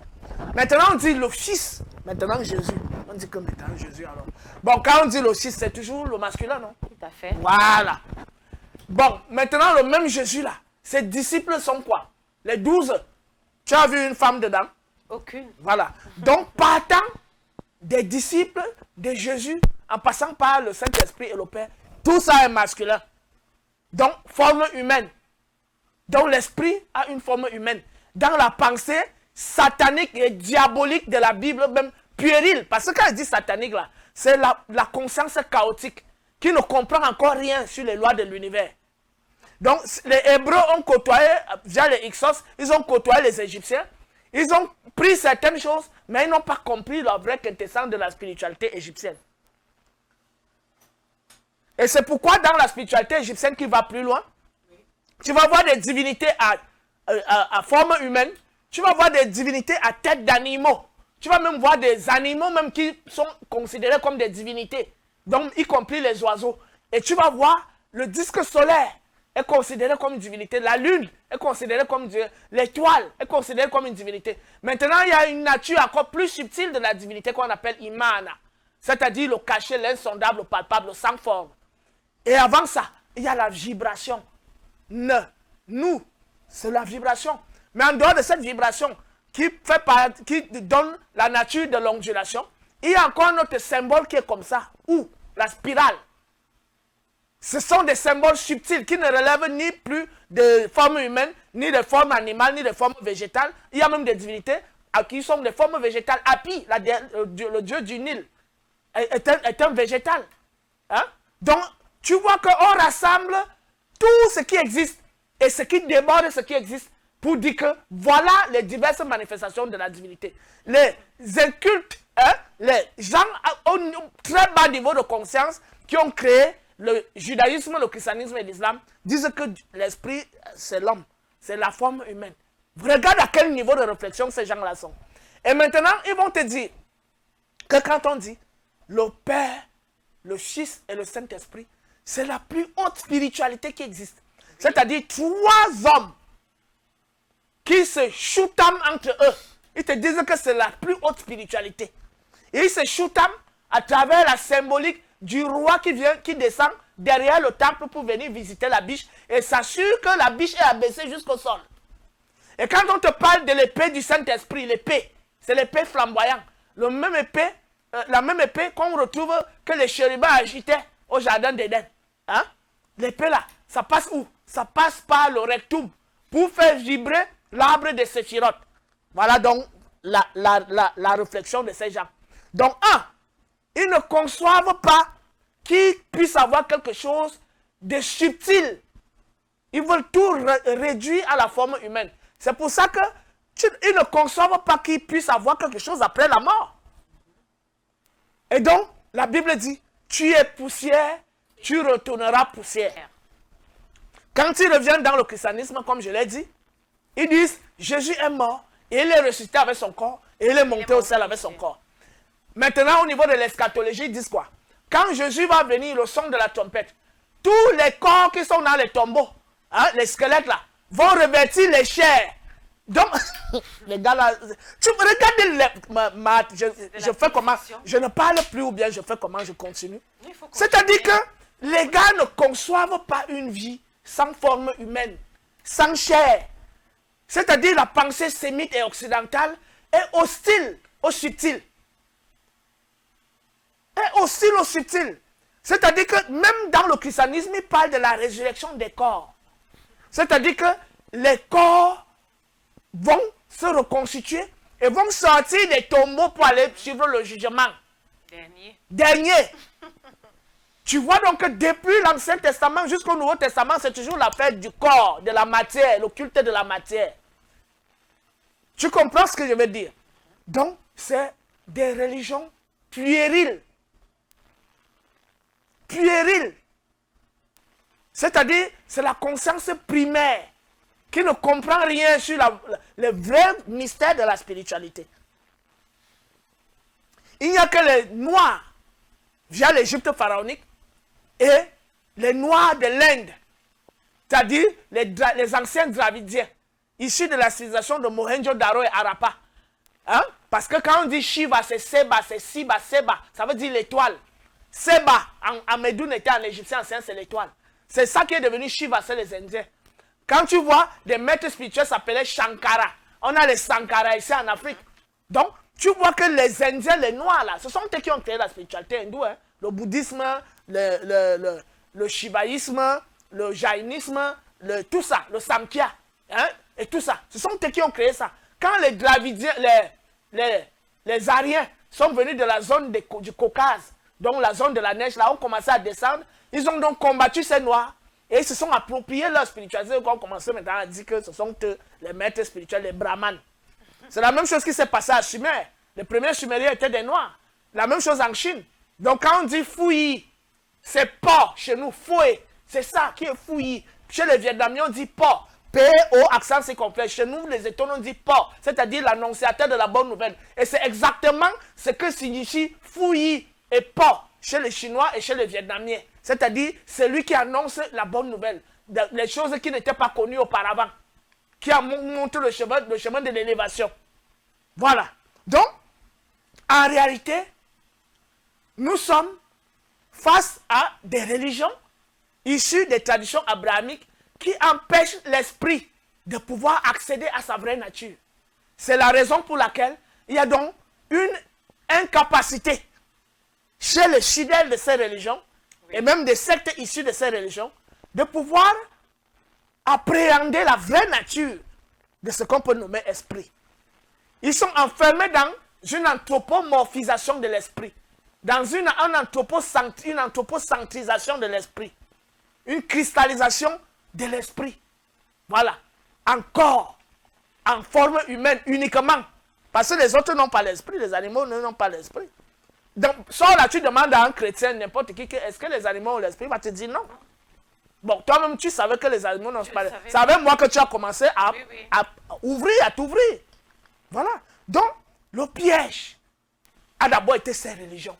Si les gens aujourd'hui ont peur de la mort, c'est parce qu'ils ont peur de l'enfer. Pourquoi? On leur dit que l'enfer va brûler leur corps. Ils vont brûler puisque c'est les corps. Éternellement, parce qu'ils ont péché. Or, celui qui connaît la vraie nature de l'esprit ne peut pas avoir peur de l'enfer. Pourquoi? Parce qu'il sait que si l'esprit c'est le feu, hein? Bon, il disait que le feu du Saint-Esprit, il disait qu'il se rectifie, il se rattrape et puis il dit le feu. Ça veut dire que le Saint-Esprit jette le feu. Mais le Saint-Esprit a une forme humaine. C'est pour ça qu'il est venu coucher avec Marie. Donc il est venu pratiquer l'adultère pour que Jésus naisse. Donc Jésus fut adultérien. Voilà. Mais après maintenant, quand il quitte le Père, il saute le Saint-Esprit pour passer d'abord par le Fils. Il disait le Père, le Fils et le Saint-Esprit. Alors que c'est le Saint-Esprit, c'est grâce au Saint-Esprit que Jésus a existé. Donc tu vois ces manipulations. Non, ils vont te dire que quand Jésus vient en esprit, c'est-à-dire avec son corps physique et le pilon au milieu des jambes, il est à côté de son Père qui a aussi le pilon. C'est-à-dire ils sont des formes humaines. Le Saint-Esprit est à côté là-bas. Ça veut dire que le Saint-Esprit est où? Il est au paradis ou bien il est sur terre. Parce que si on doit sauter le Saint-Esprit pour arriver au Fils directement, hein? Ça veut dire que le Saint-Esprit est avec les hommes. Bon, si le Saint-Esprit est avec les hommes, pourquoi il doit encore arriver là-bas pour envoyer le Saint-Esprit aux hommes quand il sera avec le Père? Il va maintenant envoyer le Saint-Esprit, le Consolateur. Hein? Ça veut dire qu'en réalité, après le Père, ça doit être le Saint-Esprit. Comment on saute dans le Saint-Esprit qui, de manière logique, vient faire naître Jésus ici sur terre? On le saute.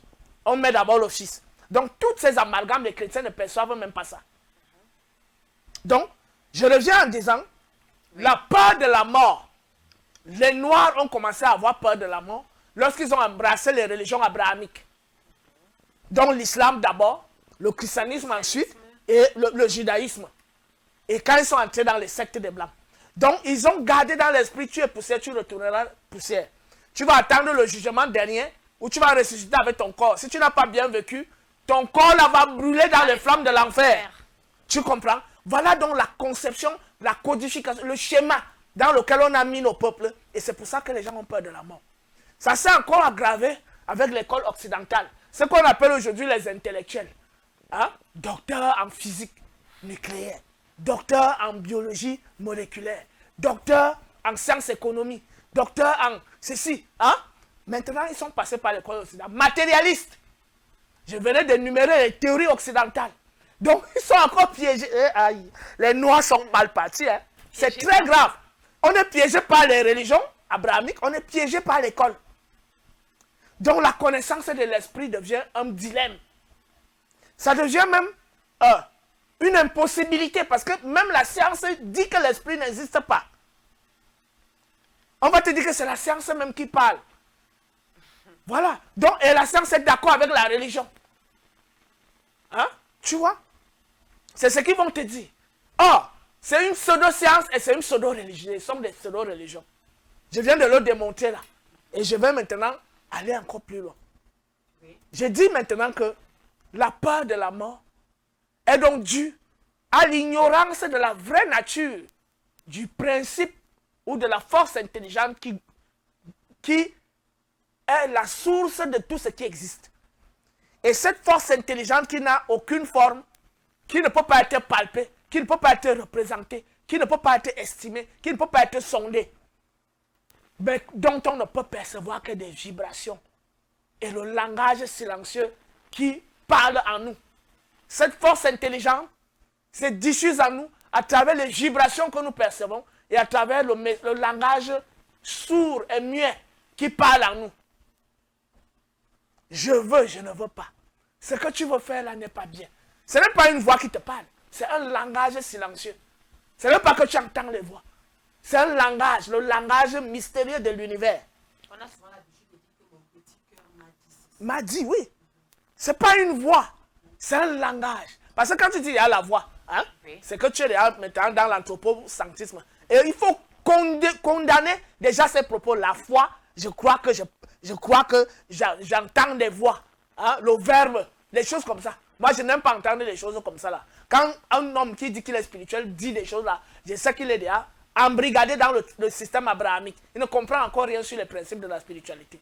Donc, comme j'étais en train de le dire, en réalité, la crainte de la mort est due à l'ignorance des lois, des principes qui gouvernent l'univers et de la force intelligente, mystérieuse, inconnaissable, insondable, nommée Imana, qui repose en elle-même, qui vibre en chaque chose qui existe, qui informe chaque chose qui existe, qui se déploie à travers le langage intérieur, le langage silencieux, et qui se dévoile aussi à travers le langage des plantes, le langage des étoiles, le langage des minéraux, le langage des autres animaux.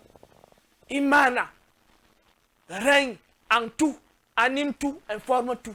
Imana est le langage qui vibre en tout ce qui existe. Imana est la force qui, déployée en énergie, anime tout ce qui existe. Donc, l'ignorance de cette nature fait en sorte que les gens aient peur de la mort. Donc, tant que tu n'as pas atteint cette compréhension de la réalité, oui, d'abord au niveau de la compréhension et au niveau de la pratique, tu auras toujours peur de la mort parce que tu te dis, après être mort, hein, tu auras perdu tous les plaisirs. Et comme je venais de le montrer, la vie est souffrance. Siddhartha Gautama l'a enseigné. Dukkha. Dukkha Ariyasaka. C'est-à-dire la naissance de la douleur. Dukkha. En pali, c'est la douleur, la souffrance. Quand il dit Ariyasaka, ça veut dire la naissance. Dukkha Nirodha. Nirodha, c'est la mort de la douleur. Donc, on a Ariyasaka, la naissance de la douleur. Oui. Et on a Nirodha, la mort de la douleur. Et cette mort de la douleur passe par l'initiation. Où on te parle de la structure de la matière, les états de conscience et tout ça. On te parle des gunas, des 3 gunas, Raja Guna, hein? Tamas Guna. Et on te parle de... il y a Raja, il y a Tamas et il y a l'autre expression m'échappe, ce qui relève de la connaissance. Hein? Donc, il y a Raja, c'est-à-dire la passion. Il y a Tamas, l'ignorance. Et il y a... comment le troisième là m'échappe? Ça va revenir en tout cas, puisque j'oublie toujours et ça revient plus tard. Donc, on a donc le droit d'apprendre à connaître sa vraie nature. Et ça, ce sera l'étape suivante. Pour dire que, en réalité, la crainte de la mort est due à l'ignorance de notre vraie nature. Oui. Et à l'adhésion aux pseudo-enseignements satanistes des religions abrahamiques et à la pseudo-science matérialiste occidentale. Voilà ce que je peux dire en ce qui concerne la crainte de la mort. Maintenant, je voulais terminer en disant qu'on peut aussi craindre la mort parce qu'on a mal vécu. Parce que dans la pensée africaine, il y a aussi des punitions dans l'au-delà. Donc on peut craindre la mort parce qu'on ne connaît pas. Parce qu'on a adhéré aux religions étrangères qui racontent du n'importe quoi. On peut craindre la mort parce qu'on a mal vécu. Et comme on a mal vécu, on sait que là-bas devant, c'est chaud. Il y a les ancêtres qui nous attendent là-bas devant. Quelque chose, il y a le jugement. Il y aura d'abord le jugement des hommes pendant les rites funéraires. Quand on fait le don à Oula, à Kabessia ou bien à Kouessia, c'est d'abord le jugement. À Kaba, ça veut dire qu'il a réussi. Il ou elle a réussi. À Kou, ça veut dire que échec total. Donc on te donne, on t'enterre même, on casse les bouteilles encore. Ça dit qu'on ne te met pas dans le cercueil. On t'enterre la face contre la terre et on casse les bouteilles sur toi. Et on fait le rituel pour que tu ne viennes plus t'incarner dans la communauté pour nuire. Parce qu'il y a les mauvaises entités qui ont fait du mal comme ça, qui reviennent pour nuire la communauté. Donc, on t'éloigne de la communauté, tu deviens une âme errante. Voilà. Jusqu'à ce que tu traverses le cycle de la lune et du soleil pendant un certain moment, pour que les ondes de la lune te bombardent et les ondes du soleil te bombardent pour te transformer à travers la flamme cosmique, le feu du jugement. Voilà. Bon, ce n'est pas le feu de l'enfer. Voilà, il fallait parler de ça. Et pour comprendre, ça peut me mettre le feu de l'enfer. Pour comprendre ça, il faut prendre en considération les diverses instances de l'existence que j'ai énumérées. Notamment le cas, quand on t'enterre, le 4, quand on t'enterre, ou le Z, quand on t'enterre, c'est ça qui reste dans l'atome, le corps physique. Maintenant, le caïdique est, pendant un temps, après ça se désintègre, le fantôme. Et il y a donc ton saou qui attend rejoindre les étoiles et doit avoir une place parmi les étoiles. Il y a ton cas qui retourne au cas cosmique. Et ce cas doit se faire purifier par le feu cosmique. Il y a ton bas qui subit le jugement. Hein? Il y a ton ib. Il y a ton bas qui assiste au jugement. Il y a ton ib, ta dimension émotionnelle, la jugeote intérieure, qui subit le jugement. Donc, qu'est-ce qui souffre maintenant dans le feu du jugement? Qu'est-ce qui souffre? C'est le cas. C'est ton cas qui doit se faire purifier par le feu. La force vitale. Oui. C'est ton cas et ton sao. C'est-à-dire ta dimension astrale et ton cas. C'est ça qui doit se faire purifier. Et une fois purifié par le feu cosmique, ce cas donc pur peut donc renaître dans un nouveau corps pour commencer maintenant à suivre la voie de la vérité et de la justice. Donc, eux, ils disent que tu vas aller brûler dans les flammes de l'enfer avec le corps qu'on a mis dans le tombeau là. Nous on dit, ce qui va se faire purifier par le feu, c'est ton cas et ton saou. Tu vois? Parce que le hak que tu as en toi, ta dimension lumineuse, ne peut pas subir la purification. Non. Parce que la lumière reste pure. Mais ce qui sombre dans la purification, c'est tout ce qui est lié aux émotions. C'est-à-dire ton cas, qui est lié au physique, au réel. La force vitale, ton ib, ta dimension émotionnelle, et ensuite ton le troisième truc que je disais qui doit se faire purifier, ton cas, ton ib, ta dimension émotionnelle et le bas qui va suivre même l'événement de purification et le saou.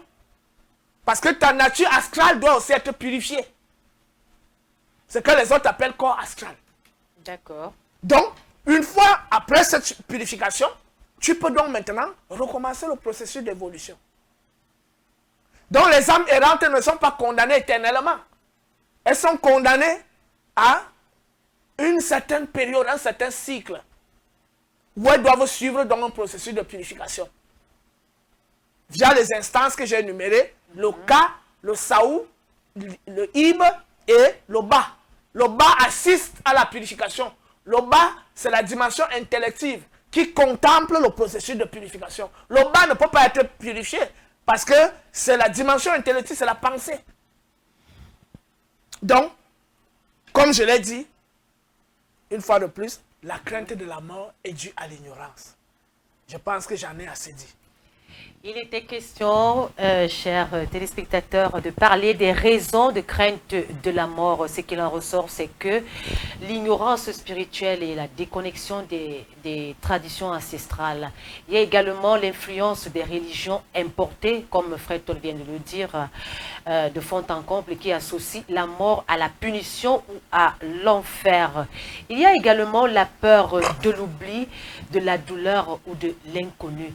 On va bien sûr vous faire plaisir avec cette très belle citation qui dit « Celui qui connaît la vérité ne craint pas la mort ». C'est un proverbe de l'Égypte ancienne. On va poursuivre cette fois-ci, je pense que après avoir parlé bien sûr de l'existence de la place de la mort et les manifestations ou bien les différentes raisons, parce qu'on parle de la mort, frère Todd, comment donc se préparer? Est-ce qu'on se prépare ici-bas ou bien on se prépare, je ne sais pas comment? Oui, ben, on se prépare à affronter la mort à plusieurs étapes. Oui. La première étape, nous en tant qu'Africains, je ne parle pas au nom des Hébreux ou des Occidentaux. Les Indiens ont leur processus auquel je tire le coup de chapeau parce que je respecte la spiritualité indienne, je respecte la spiritualité chinoise et plus ou moins la spiritualité japonaise parce que le Japon est à peu près la même mentalité que les Occidentaux. La prédation, l'agressivité et tout ça. Donc, mais je méprise la spiritualité sémite, dont le judaïsme, le christianisme et l'islam. Je méprise la spiritualité grecque, avec les rites homosexuels de Zeus et de Dionysos et tout ça. Donc, notamment la spiritualité occidentale. Oui. Donc, voilà les deux spiritualités contre lesquelles je suis radicalement opposé. Maintenant, je méprise aussi la mauvaise sorcellerie de nos villages, c'est-à-dire les serviteurs de secte de nos villages, qui mangent les gens la nuit, qui volent les étoiles, qui boivent, qui nourrissent leurs avions de nuit de sang humain et qui mangent la chair humaine. Hein? Je suis aussi contre cela, parce qu'il ne faut jamais se dédouaner. Il faut dénoncer tout ce qui est anti-matique. Mais il faut faire le distinguo. Oui. L'Afrique n'a jamais institutionnalisé la sorcellerie négative. C'est-à-dire que les mauvais sorciers, ou les sorciers tout court, ont toujours été combattus par les vrais initiés. Donc, la sorcellerie, c'est-à-dire le satanisme, chez nous n'a jamais été une institution. Ce qui a été une institution chez nous, c'est le système des valeurs mahatiques. C'est pour ça qu'on appelle Horus gardien de la Mahat. Voilà. Le troisième guna, c'est guna sattva, la connaissance. Tu t'es rappelé. Tu vois que moi je ne m'amuse pas, ça ne part pas, ça vient. J'ai donc dit rajas, c'est-à-dire les passions, tamas l'ignorance et sattva la connaissance. Ça c'était pour aider les frères qui vont me dire que mes frères, tu nous laisses en laisse comme ça. Maintenant c'est bon, non? C'est bon, vous êtes satisfait. On évolue. Donc étant en train de dire que, en réalité, l'Afrique a institutionnalisé l'ordre, la justice, l'équité. Et c'est la raison pour laquelle, très cher Matt, le communautarisme a été au centre de notre modèle de société. La solidarité communautariste. Jamais un sans les autres. Si je suis, c'est parce que les autres sont. Et si les autres sont, c'est parce que je suis. Je ne suis pas sans les autres. La famille passe avant tout. La communauté passe avant les individus. Hein? dans les carrefours, à l'époque quand on était les enfants, on accrochait les bananes. Ça mûrit. Tu passes, tu cueilles. Même l'étranger, on mettait une cruche d'eau. Et quand les religions sataniques sont arrivées, on a dit que tout ce que vous faites là, c'est de la sorcellerie. Maintenant, comme la religion, les religions, avec la complicité des colons blancs, ont commencé à combattre les initiés et à faire des faveurs aux sorciers, aux mauvais sorciers, aux gens qui font du mal. Ça fait que les sorciers se sont retrouvés dans les églises pendant que les initiés, qui étaient les chefs de communauté, ont été trahis par certains de leurs qui étaient faibles d'esprit, qui étaient cupides. Et donc ces initiés ont été détrônés de leur pouvoir central pour mettre des laquais aujourd'hui qu'on appelle des chefs traditionnels. C'est-à-dire les laquais des colons. Tu vois comment ils sont habillés? Ils mettent les chapeaux des gendarmes avec les épaulettes. Tu connais l'habillement des chefs traditionnels, non? Il n'y a que les chefs de l'Ouest qui ne mettent pas ça, de l'Ouest Cameroun. Donc, tu vois que c'est le système colonial. Donc, on a détourné les vrais initiés qui étaient les gardiens de la marque pour mettre les marionnettes. Et maintenant, les sorciers là, ils ont donc commencé maintenant à avoir les mains libres. Puisqu'il n'y a plus personne qui peut les contrôler. Ils sont donc à l'église, ils deviennent les pères catéchistes. Les mamans Marie, les femmes qui chantaient les louanges à Marie à l'église là. Et donc, celles qui se transforment en hérissons pour aller manger les arachides et le manioc dans les champs des gens. Mais le dimanche, elles partent à la messe, elles partent chanter. Marie et les papas catéchistes qui sont toujours à côté des prêtres. Ce sont eux donc qui ont commencé à dévoiler les secrets de l'initiation aux blancs. Ils viennent là et disent que moi j'ai le secret de la viande de nuit. Tu comprends ce que je dis? Donc maintenant ils avaient les mains libres. Et quand les sorciers n'étaient plus contrôlés, ils ont donc commencé maintenant à faire que quand on met l'eau, les cruches d'eau là, avec la barre, ils viennent empoisonner ça pour que les gens meurent. Donc l'ordre qui régnait, grâce au collège des sages, qui ont plus tard été trahis et détrônés, cet ordre est devenu le chaos. Dans nos villages, pour vivre, c'est très compliqué. Moi, je me souviens même très récemment, quand on était enfant, on mangeait dans toutes les maisons. La maman était la maman de tout le monde, le père était le père de tout le monde. C'est vrai que certains faisaient déjà du mal, sans qu'on sache qu'ils font du mal. Oui. Mais aujourd'hui, c'est pire. Et ça ne se limite pas dans les villages, c'est maintenant dans les villes, partout. Il y a les souris mystiques dans les maisons, avec les serpents, ceux qui mettent les serpents dans les toilettes des gens. Donc tu pars en location quelque part, il y a un serpent là-bas dedans, qui suce les énergies. Parfois la nuit, il vient attaquer tes femmes, tes enfants. Voilà. Donc c'est la situation dans laquelle nous sommes. J'étais donc en train de dire que pour mieux préparer la mort, parce qu'il ne faut pas que l'émission s'allonge beaucoup, il faut apprendre à connaître les codes, les préceptes moraux de sa tradition. Oui.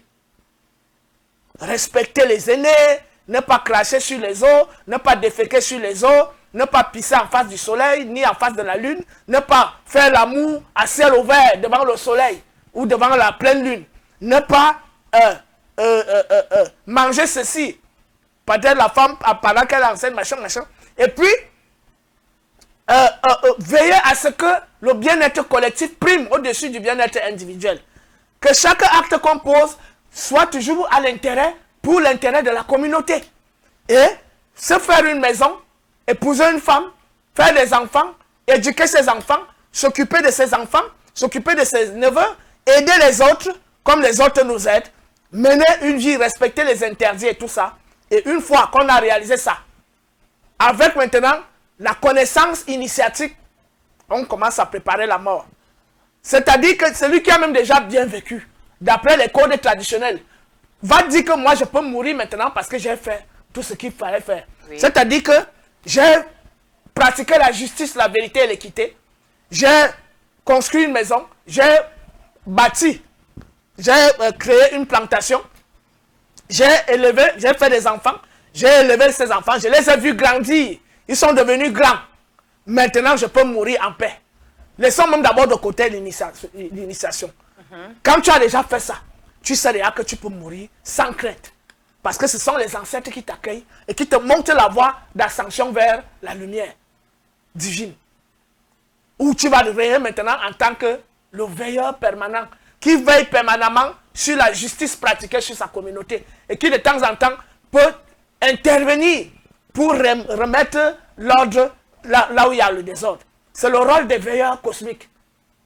Donc, maintenant, le deuxième volet pour préparer sa mort, c'est l'initiation.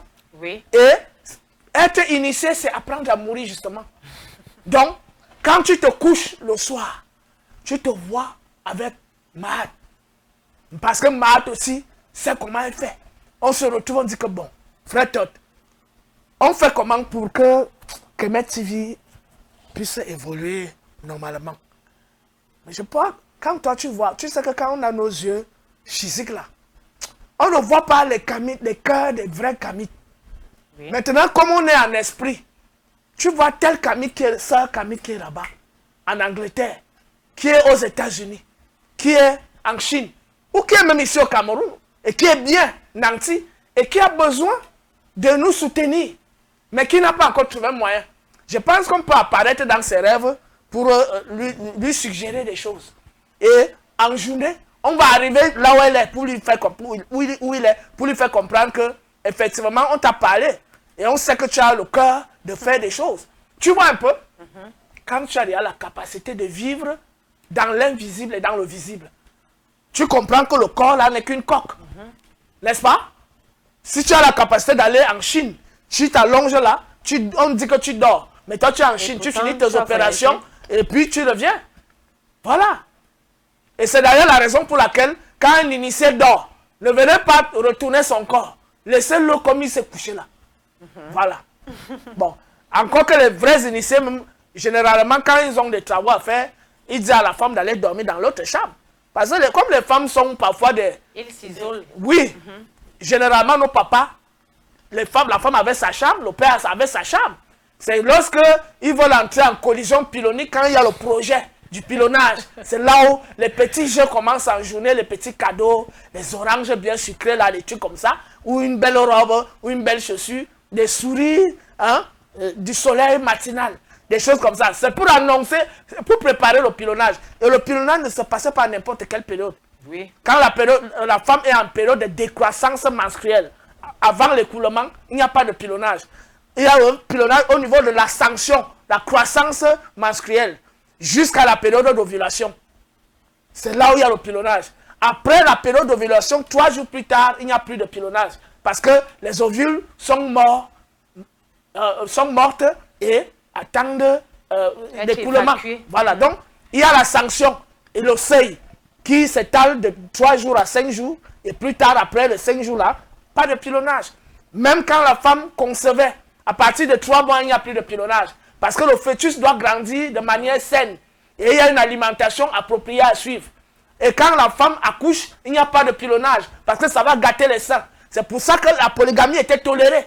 Parce que pendant 2 ans, quand l'enfant est dans le ventre, il naît et qu'il doit suivre l'allaitement, il faudra bien que le pilon s'occupe aussi de temps en temps. Donc voilà en réalité. Donc, l'initiation t'apprend donc à mourir. Oui. À comprendre que ton corps n'est qu'une coque. Et c'est là où tu découvres la supercherie des mouvements spirituels qu'on appelle les religions abrahamiques là. Que tout ce qu'on raconte là-bas est faux. Donc, si je vis consciemment, hein, hors de mon corps, mais comment aurais-je donc peur de la mort? Voilà donc comment préparer sa mort. En sachant bien vivre en accord avec les préceptes moraux de sa tradition, avec les normes sociétales. Un homme devient homme ou une femme devient femme parce qu'elle a fait ceci, elle a fait ceci. Et puis, en vivant en accord avec la vérité, la justice, c'est-à-dire la Mahat. Une fois donc là, on ne peut plus avoir peur de la mort. Hotep. Alors, c'est ici que prend fin cette production, Oudjad, votre émission de la pensée révolutionnaire. Le thème choisi pour vous, chers téléspectateurs, était « Doit-on avoir peur de la mort ?» Nous avons bien sûr défini les termes clés. Qu'entend-on par peur? Qu'entend-on par la mort? Et nous avons poursuivi avec la première préoccupation. Qu'est-ce que le sens de l'existence? Ensuite, quelle est la place de la mort dans l'existence? Et quelles sont les raisons de cette mort? Alors, comment préparer sa mort? Il en revient ou bien il en ressort que préparer sa mort, c'est préparer sa vie. Ce n'est pas un acte morbide, mais un chemin de conscience. Dans la spiritualité africaine, on prépare sa mort en vivant selon les principes de la Marat, c'est-à-dire la vérité, la justice, l'équilibre et le respect. Et être utile, bien sûr, à la communauté, faire aussi ce qu'on appelle la connaissance de soi-même et reconnaître que les divinités, c'est-à-dire nos ancêtres, ceux qui nous ont précédés, sont là et ils agissent. Et bien sûr, se connecter à ces ancêtres-là. La mort n'est pas une fin, mais un retour à la source. Alors, n'ayons pas peur de la mort, mais craignons plutôt de ne pas vivre pleinement notre mission sur Terre. Oui, très cher Matt, merci pour le brillant résumé, parce que tu baignes effectivement dans le thème, comme d'habitude, hein, comme à Teoti Sekem. N'oublions pas d'appeler aussi nos chers téléspectateurs de Kemet Télévision à s'abonner à ma nouvelle chaîne YouTube, Teoti Sekem. Je ne sais pas si à la régie, ils ont encore l'image de Teoti Sekem là-bas. Bon, s'ils n'en ont pas, Teoti s'écrit comme vous savez, T-E-H-U-T-Y, Sekem, S-E-K-H-E-M, Teoti Sekem. Dans cette chaîne, voilà, vous l'avez, ça c'était la série des premières émissions. L'humanité est-elle au parachèvement de l'œuvre divine? C'était notre introduction à Teoti Sekem. Donc, et puis vous avez plein d'émissions là-bas. Quelle est la vraie nature? Les divinités égyptiennes sont les principes et les lois cosmiques, etc. Il y a plein de thèmes qu'on a développés. Qu'est-ce que la vision du monde? Comment s'opère la domination mystique d'un peuple? Donc, vous pouvez voir beaucoup de choses qu'on a eu à développer là-bas. Pourquoi les religions abrahamiques sont-elles contre le culte de nos ancêtres? Et puis, introduction au pilonnage gnostique qui sera très bientôt en ligne. Et très récemment, on a aussi fait une émission sur qu'appelle-t-on maturité émotionnelle? Qu'est-ce que la maturité émotionnelle? Donc, ces deux émissions seront en ligne dans des jours qui suivent. Donc, abonnez-vous-y. Et puis, n'oubliez pas aussi, comme je l'avais annoncé, depuis que je poursuis les cours sur les textes sacrés. La première vague, nous sommes à environ 13, des fois ça varie, 13, 14 personnes qui sont avec moi, qui travaillent avec moi. Ça fait déjà environ 2 mois. Ils sont déjà très avancés. J'ai initié aussi la deuxième vague. Je crois qu'il y a déjà 2 qui sont inscrits pour la deuxième vague. Et une fois que je vais atteindre un certain quota, même à partir de 5 personnes ou 10 personnes, je vais lancer des cours aussi avec la deuxième vague. Ces cours se passent sur Zoom. Donc, ce sont des cours sur les textes sacrés africains, notamment les textes des pyramides, les textes des sarcophages, le livre de sortie à la lumière. On commence d'abord par l'histoire des textes sacrés africains. Ensuite, on dégage la philosophie en filigrane qui est véhiculée dans ces textes sacrés. Ensuite, on entre dans la logique totémique pour pouvoir comprendre pourquoi quand on parle du faucon ou du taureau de la mentis, ceci, qu'est-ce que ça veut dire? Donc, il faut connaître le totémisme négro-africain. Donc, il y a ces étapes-là. Et plus tard, donc, on attaque maintenant les textes sacrés, chapitre après chapitre, pour pouvoir les décrypter et permettre au peuple noir de pouvoir accéder à la compréhension qui est essentielle du contenu de nos textes sacrés, en rapport avec les initiations pratiques que les gens subissent, pour pouvoir maîtriser effectivement la sagesse africaine, tant dans le domaine de la compréhension que dans le domaine de la pratique.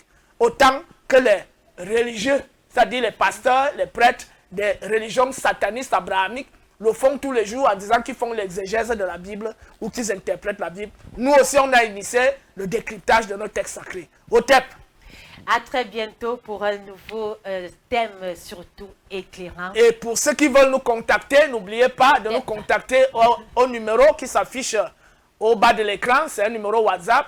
Plus 237 655 74 27 84. Ça, c'est le détail qu'on allait oublier. Otep. Otep. Coupé.